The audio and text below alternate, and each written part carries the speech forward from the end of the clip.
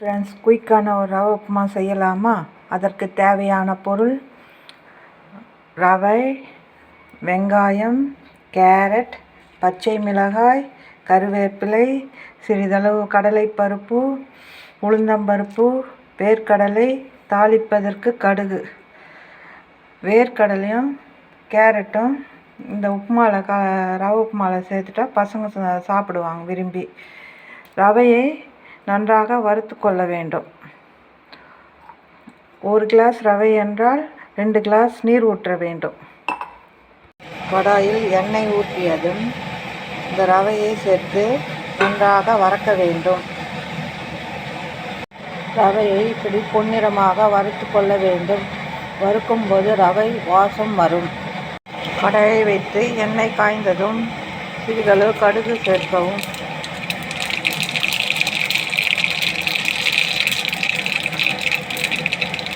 கடுகு பொரிந்ததும் கடலைப்பருப்பு, உளுந்தம்பருப்பு, வேர்க்கடலை சேர்த்து சிவக்க வறுக்க விட வேண்டும்.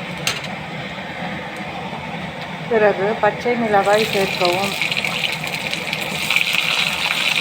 பிறகு கருவேப்பிலை சேர்க்கவும்.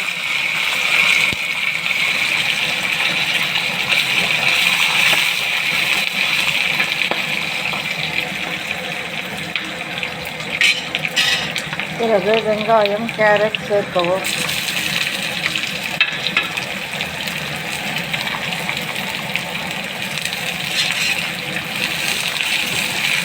சேர்த்து பொன்னிறமாக வறுக்க வேண்டும்.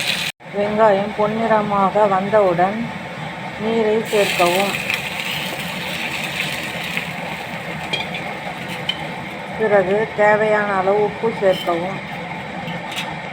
தண்ணீர் கொதி வந்தவுடன் அடுப்பை சிம்மில் வைத்து ரவையை போட்டு கிளற வேண்டும்.